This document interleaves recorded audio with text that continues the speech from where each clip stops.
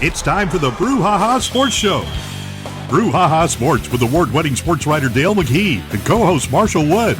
Talking sports with the legends of the game and famous sports personalities. Brouhaha! Now to Marshall and Dale with tonight's guest. Good evening, everybody. Brouhaha time in Waynesboro, Mississippi. WABO 105.5 on your radio dial. Marshall Wood and Dale McKee. Brouhaha. Good evening, sir. Good evening to you. That sure is a pretty shirt you got on. That's a new shirt you got on there? Well, thank you. You know, You get that in California or somewhere? No, I got it at Sam's. At Sam's? Yeah. They sell shirts at Sam's? $14.99. Whew, man. Yeah, this is a J.D. Peterman outfit. Uh-huh. Oh, well. Nice to meet you, Mr. Peterman. I mean, good gracious. You have heard of J.D. Peterman? No. No, you haven't? No. You didn't watch Seinfeld growing up? Oh, that's the guy. Yeah, J.D. Peterman. Is that the guy that did Elaine work for, Mr. Peterman? Yeah, he was yeah. awesome. Yeah, I know that guy. Did you know that's a real company? And there's a real guy by that name? I wonder if he was... And he made a ton of money. Him and the actor that played it made a team of man. Yeah, they took it to the next level. Oh, wow. Yeah. Man, well, that's kind of like we did with the Brouhaha, isn't it? Yeah, I wish somebody would do that for us. Take us to the next level. Next level up. Yeah, next positive direction. Well, Dale, baseball, man, it's coming on fast, ain't it, to be winding up, isn't it?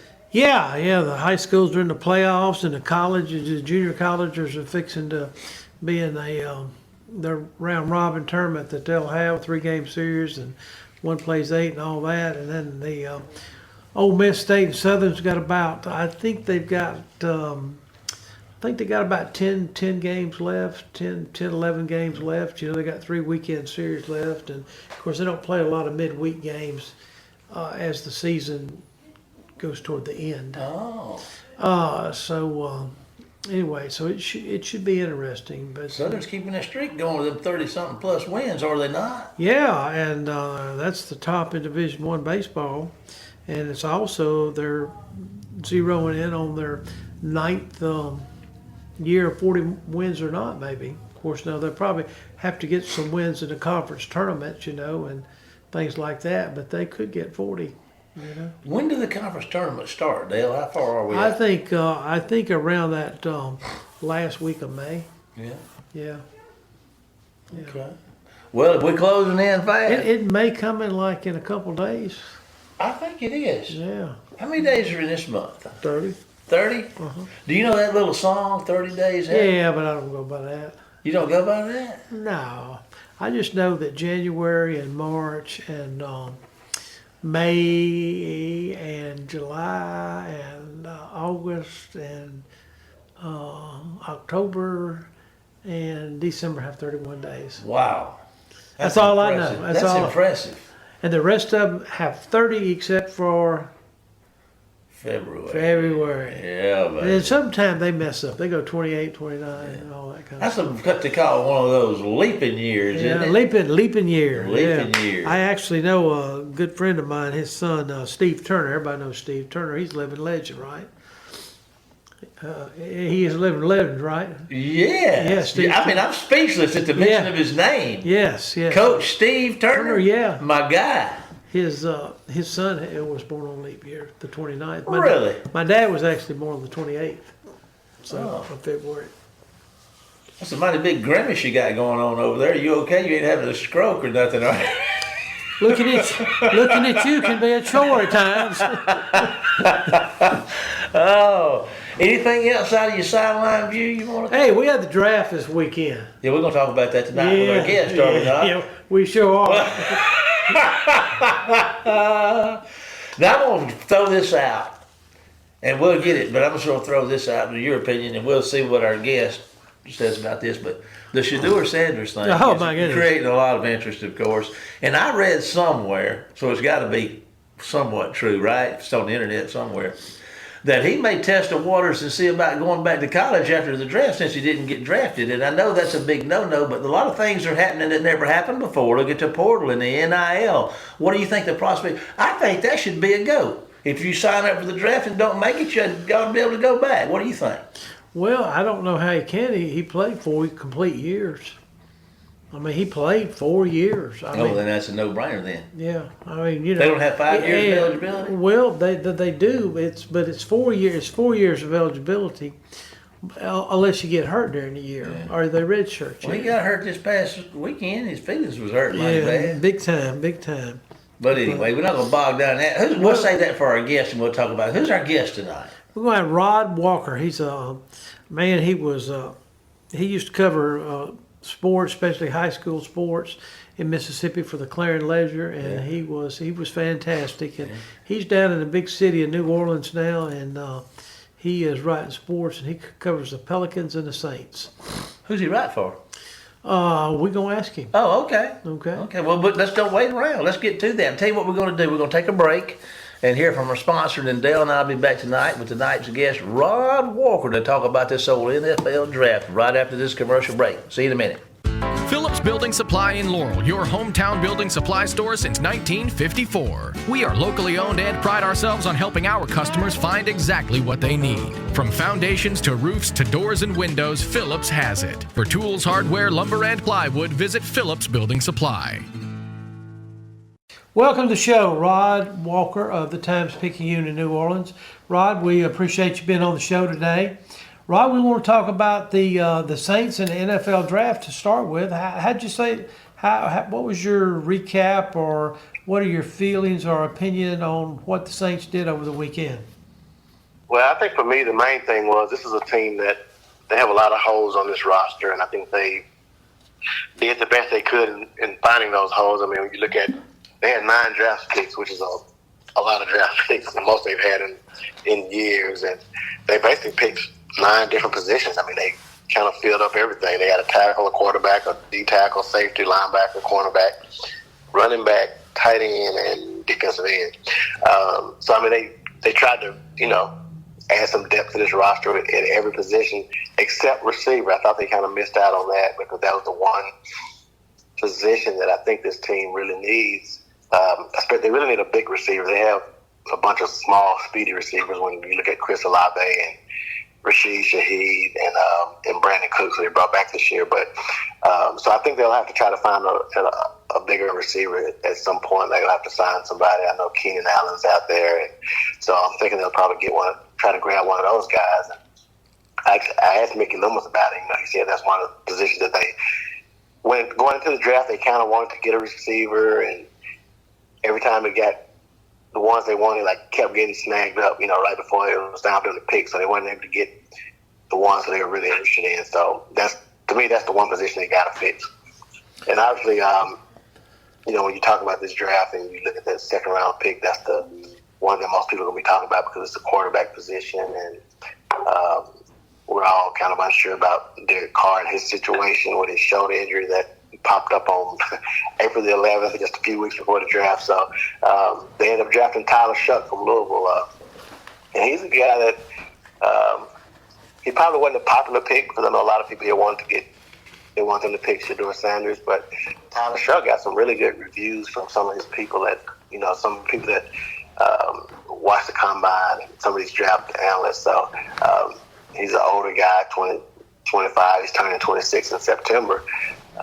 A lot of people are like, oh, why are they this old guy? But I mean, Bo Nix and Michael Penix were just a year. They were just 25, last year as well. So I don't think his age is really a big deal. This isn't the NBA. This is the NFL. And when you get an older quarterback, it's not really a bad thing. So we'll see how he pans out. We don't know. I mean, he has some good highlights. And he has some not so good highlights when you look at some of the stuff. But I think he has a chance to be pretty good. And he was the guy that Kellen Moore wanted. So we'll see how he turns out. Well, Rod, just, from my opinion, and I'm sure not a coach in the NFL for sure, or an executive in the NFL, but I wasn't sure about any of the quarterbacks this year. I know Cam Ward, Tennessee, was in a position, hey, we need a quarterback, and we can't wait till next year because we may not be in the same draft order as we are this year, or what it is. I know a lot goes into it, but Right. I never really saw first round selection on the rest of the quarterbacks, including Jackson Dart, and of course, he's an Ole Miss Rebel. And we wanted him to do well, but I just didn't see first round tags on him. But sometimes these coaches, especially the ones that may be hey, they need to win now. You don't have any other choice. It seems like you're kind of put in a hole. What are your feelings on that? Yeah, I mean, I think most people didn't think this draft class was great. As far as quarterbacks, they didn't really think it was a strong quarterback class. I think that next year's class is supposed to be better. I mean, you look back at, I can't remember what draft class it was, but the one with Will Levis and those guys a few years back. A lot of people think this draft class is like that one. So, again, we'll have to see how it pans out. For me personally, I thought, and I'm like you, like I'm not a scout at all, but I watched a lot of Shedeur Sanders games, even going back to when he was at Jackson State, and I really did like how tough he was, and I liked his accuracy a lot. And I thought he would be the guy the Saints might grab at 9. Some of the Vegas odds thought that too about 3 weeks ago, and then he's kind of started sliding. But so yeah, I mean, but again, Kellen Moore's a quarterback. I mean, a former NFL quarterback. He's been around offenses his whole life, and I think the Saints wanted to let him get his guy quarterback, and that's what he did. He talked about this class the other night. I asked him about just his draft class, and one of the things he said was that he thought a lot of these guys were, right there together as far as quarterbacks, and you're kind of splitting hairs basically, and he just thought Tyler Shough had the edge over those guys. When it came down to that ninth pick, not the ninth pick, I'm sorry, the 40th pick, they had to make a decision on which one, and Tyler Shough was just the guy they decided to go with, and they say he's a guy that he really processes stuff well at the line of scrimmage, and really just cerebral, I guess, and that's what they wanted. So I mean, again, we're gonna see how he pans out, and I think he has a chance to be a pretty decent quarterback, but we'll see. Do you think you talk about Sanders quite a bit? Do you think? Do you think the dad, you hear a lot of stuff, on television and what's written, things like that, and I mean, there's a lot of great writers out there, and they're on top of their game. But do you think Dion being so involved in his son's, I guess, NFL recruitment, if that's the best way to tell it, I read somewhere where at the Super Bowl he was telling teams, we'd really like to play for you, and telling other teams, hey, you don't need to draft our son. And one of them was Cleveland, supposedly. Do you think there was a backlash against Dion more than the boy? I think it definitely it didn't help. I know that. You know what I'm saying? Like I feel like there were some teams that didn't want, they didn't want to have to they didn't want to deal with Dion and maybe him being a little overbearing. Maybe I don't know that's the right word. I think they probably felt like he might be, just all in and trying to tell coaches what to do or whatever. And Dion has a big platform. What I mean? Yeah. He has his voice is pretty loud, and it could perhaps. I mean, I do think teams were afraid of that. Yes, for sure. Sure. I mean, if you had told me last week that Shedeur was going to slide to the 5th round, I would have been like, nah, no way, that's going to happen. But it did. So it was a surprising fall to me. I asked Mickey Loomis about it, and I didn't ask, somebody else asked Mickey Loomis about it, and Saints GM, he said he was surprised by it. But again, they preferred Tyler Shough, so they got him. But Mickey did say that he was surprised that Shedeur went so late. And there have been some coaches that kind of came out and spoke. Like I think Sean Payton, he made a comment about he thinks that teams are going to regret passing over Shedeur Sanders. So, we're going to see how good he is. And again, even going to the draft, I thought Shedeur was going to be a really good quarterback for somebody, and we'll have to see how it pans out, because now he has a different situation. He's not, if you draft him in the 1st and 2nd round, you kind of bring him in as a starter. But when you get him in the 5th round, then you're kind of just picking your back up at that point, and I don't know how he's going to handle that. But I do think, I think Cleveland, they got 5 quarterbacks on the roster, but Deshaun Watson is dealing with an injury. Flacco is 40 years old. Who am I missing on that roster? Kenny Pickett's on that roster. Yeah, Kenny. Kenny Pickett. And then they drafted Dylan Gabriel from Oregon in the round before Shador, which was really weird that a team would draft. Yeah, that kind of surprised us all. That was just, that's just really strange they did that. Yeah. So, but I do think that, if Shador goes in there and handles his business, I think he probably can compete with those guys for quarterback. But competing is going to be a little different for him because he's never really had to do that, I guess. He's kind of, he's at Jackson State. It was his job. When he went to Colorado, it was his job, and he went ballot. Nobody was coming in there and taking the job from Shador. Like, we all know that. So this will be a little different for him as far as going into a camp and trying to win a job. Yeah, about drafting Deion, we won't stay on him the whole time, but about drafting his son, it kind of reminds you last year of the Lakers' predicament when they seemed to be pressured to draft a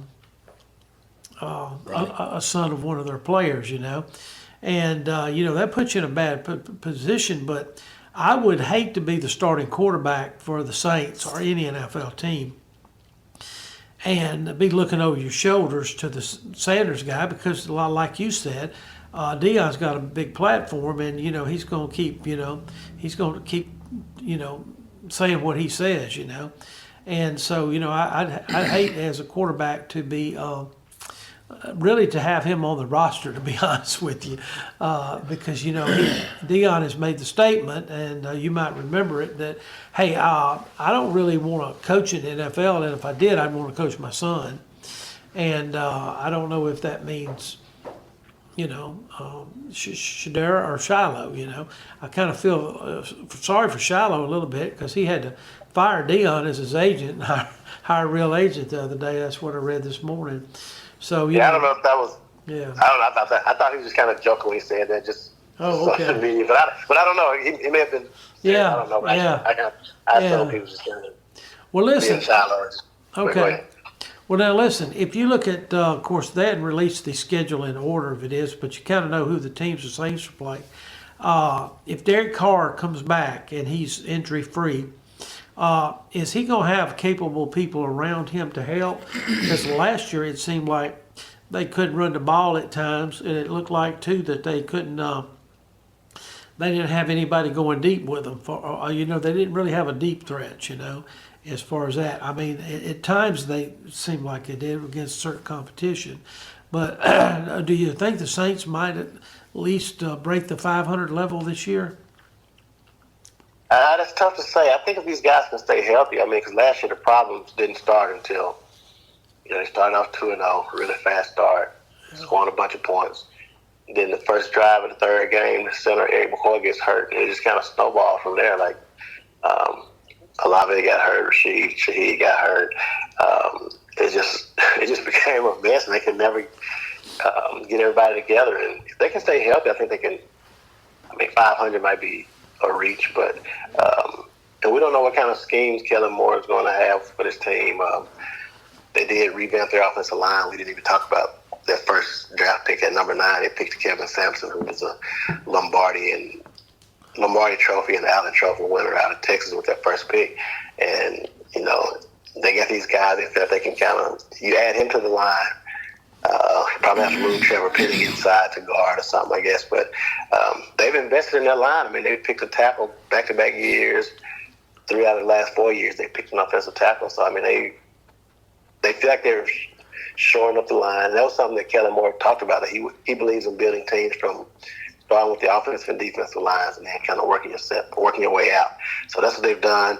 And if they can run the ball, it obviously makes everything easier. But for me, the big thing is going to be if those receivers can stay healthy, because Chris Olave has been dealing with concussions ever since he's been in the league.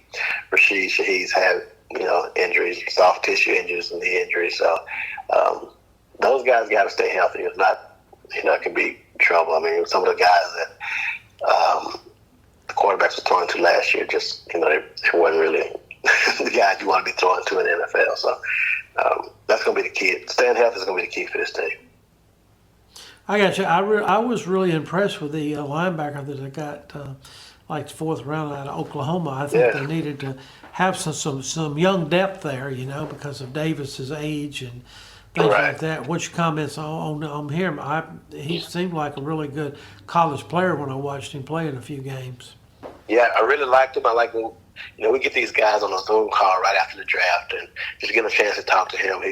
I love his confidence, and his film looks good. I mean, he obviously played at a high level at Oklahoma, and while I was watching one of his locker room speeches, and just hearing him. I think they were getting ready for the Texas game, and he was like, "Oklahoma, we only fear God, and Texas only fears Oklahoma," and everybody just got so fired up about it. But I think he's going to be a really good player, and they needed a linebacker. Like you said, you mentioned Mario getting old. Pete Warner's kind of dealt with some nagging injuries over the years, so they're kind of starting to kind of build toward the future. I feel like they got to get some of these guys and fill some of these positions out, because Mario's not going to be playing forever. So I thought he was a really good draft pick. I think there's the running back they got out of Kansas in the 6th round, Devin Neal. I think he's going to be a good back for them. He's been able to kind of stay healthy.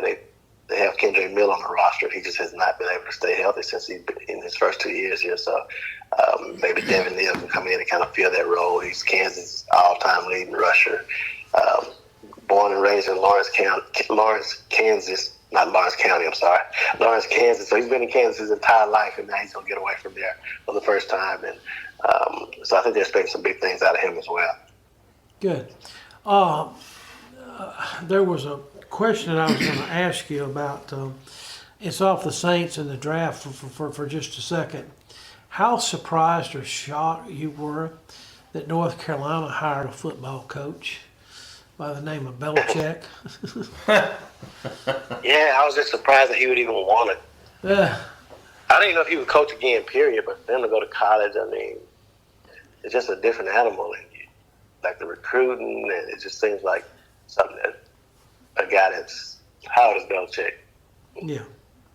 I don't know how old he is, but I mean, just seems like something you would think that he wouldn't want to deal with. And he took it, and I mean, I think he seems to have embraced it so far. So, yeah, he's 71. So I was just surprised that he would even want to be dealing with, teenagers and their transfer portal and just the recruiting process and NIL. It seems like a lot, but I guess NIL it's a lot like NFL, I guess, right? I mean, you pay, players getting paid, so maybe he feel like he can do it, but we'll see how he does. I mean, I think he's obviously a good coach. I think some players are going to want to play for him because they feel like, I mean, who knows how to develop NFL players better than him? I mean, he knows what it takes. So we'll see how it works out. Well, I'm excited to look down the schedule in about a year or two and see Colorado and North Carolina playing and just see what happens there. I think that'll be the most watched college football game in history, probably, if those two ever got together. He's actually 73. I said 71. I looked up Bill Belichick instead of Bill Belichick. So yeah. He's 73 years old. So yeah. Yeah. Anyway, one other question, and it's kind of off football for a minute. What are the Pelicans? I just saw they got a new general manager in Joe Dumars. He's a heck of a player and a very good general manager for a long time in Detroit. He's coming to New Orleans now. How lucky would the Pelicans have to be to get Cooper Flagg from Duke? Well, I mean, the Pelicans had the 4th worst record. And the way the ping pong balls work, I mean, you get the first 3 teams have like a 14% chance. They all had the same odds. Then the 4th team has like a 12% chance. So, I mean, they were right there. And they have the lottery's on May the 12th, I believe it is. And, they have a shot. I don't know. I mean, look, the Pelicans, they got Anthony Davis in 2012, Zion in 2019. Like, I mean, can a team hit on the lottery 3 times in a 13-year span? I don't know. Cooper Flagg would definitely, I think if they happen to win the lottery and they get Cooper Flagg, I think at that point you might consider moving on from Zion. If you don't get Cooper Flagg, you still might consider it, but, I think they run it back with him unless Joe Dumars gets a really good deal for him. Hey, Rod, this is Marshall. I kind of give you a little pre-show talk. I'd show up and say we're out of time. Well, here I am. Listen, man, surprise. But anyway, man, we really appreciate you being with us on our show and all that you bring to it. We look forward to having you every chance we get, my friend. So I'm going to ask you to hang on for just a minute. Dale and I are going to take a break here from one of our sponsors, and we'll be back with tonight's final segment right after this commercial break. Phillips Building Supply in Laurel, your hometown building supply store since 1954. We are locally owned and pride ourselves on helping our customers find exactly what they need. From foundations to roofs to doors and windows, Phillips has it. For tools, hardware, lumber, and plywood, visit Phillips Building Supply. Good evening and welcome back to tonight's final Brouhaha segment. I tell you what, Rod's been with us a couple of times. He's a good interview, man. He really is. Yeah, he was a good guy. I ran into him a lot back in the early 2000s. He'd come to Wayne County a lot for sure. Yeah. And when we were steamrolling folks. Yes, sir.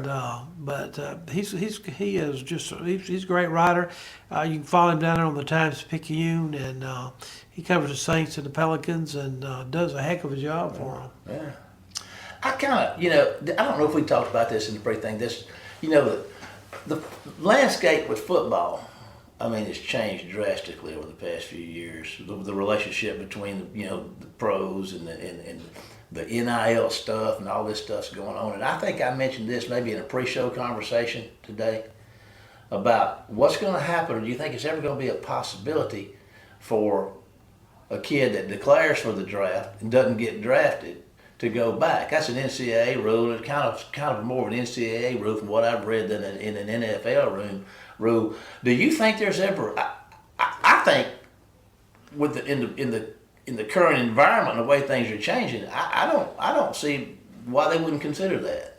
Well, I think, like you said, it's changing because of the money. I mean, the money the players are making on the college level now.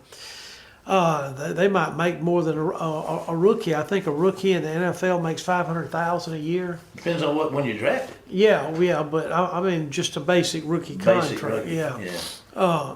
But no, I can see that. But now basketball. The NCAA's got a great rule for basketball. They have a rule that says that you can test the waters. And get your, go to different, tryout places for the NBA. They have tryout places. You might go to Chicago, 3 or 4 teams will look at you up there. You might go somewhere else. And they grade you and tell you if you're going to be, of course, they only have 2 rounds in basketball.